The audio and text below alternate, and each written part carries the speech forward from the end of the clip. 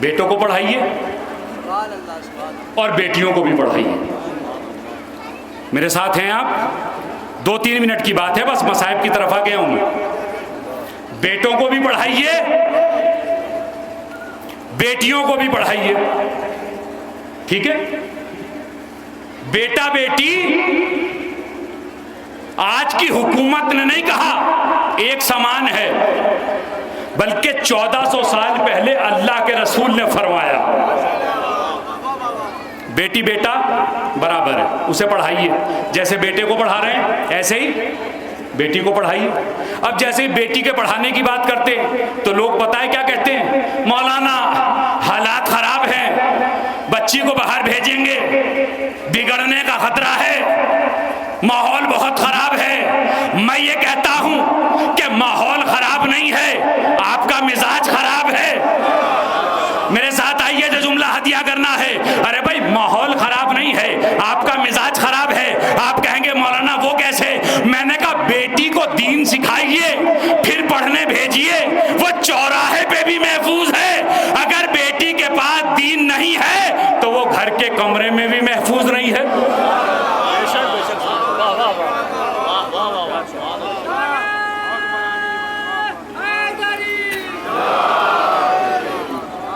बेटी को भी पढ़ाइए, बेटे को भी पढ़ाइए आप।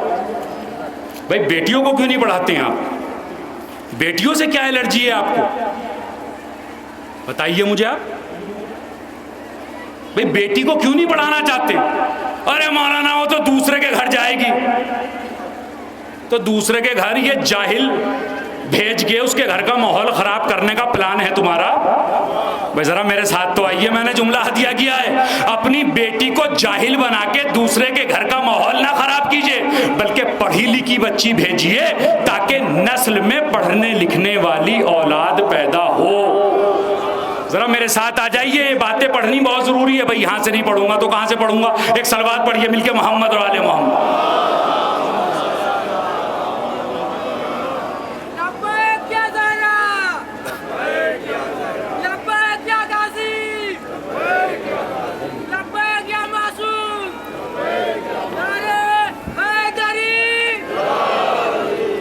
बस आखिरी बात है, अपनी बेटी को भी पढ़ाइए।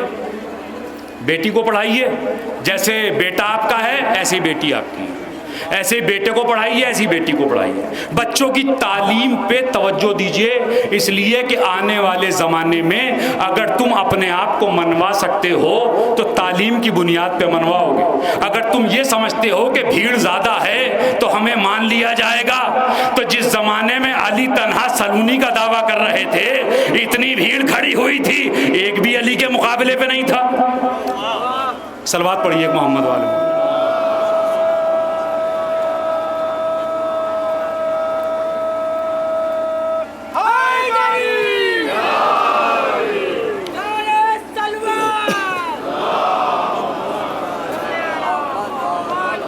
बच्चों को पढ़ाइए, अपने उनको एजुकेशन दीजिए। आप कौन कहता है कि तालीम से तरक्की नहीं मिलेगी? तालीम दीजिए, आप पढ़ाइए तो आप। अरे हाई स्कूल कराइए, इंटर कराइए, फिर कोई कोर्स कराइए, यूपीएससी का एग्जाम दिलाइए, नेट कराइए, पीएचडी कराइए, अपने बच्चों को पढ़ाइए। इसलिए कि अगर अली वाले भी जाहिल रह गए तो कायनात में पढ़ा लिखा कौन होगा? अपने बच्चों को पढ़ाइए, जैसे बेटे को पढ़ा रहे हैं ऐसे बेटी को भी पढ़ाइए। उसके हिजाब का ख्याल रखिए, उसे स्कूल लेके जाइए, उसको ट्यूशन कराइए, उसको पढ़ाइए। ये कह के ना छोड़िए कि ये तो दूसरे घर जाएगी। अगर आपने ऐसा किया तो आपने बेटी का हक मार लिया, क्योंकि वो भी आपकी औलाद थी। बेटे को तो आपने खूब पढ़ाया, बेटी को आपने नहीं पढ़ाया तो आपने हक मार लिया। और मेरे दोस्तों याद रखना, जो किसी का हक मारता है तो अल्लाह उस पर लानत करता है, कुरान उस पर लानत करता है, फरिश्ते उस पे लानत करते हैं, इमाम उस पे लानत करते हैं। अब मुतवज्जे हो जाइए, मजलिस का आखिरी जुमला है और उसके बाद मैं मसाइब की तरफ आ जाऊंगा। अरे इतना तो बता दो, जो अपनी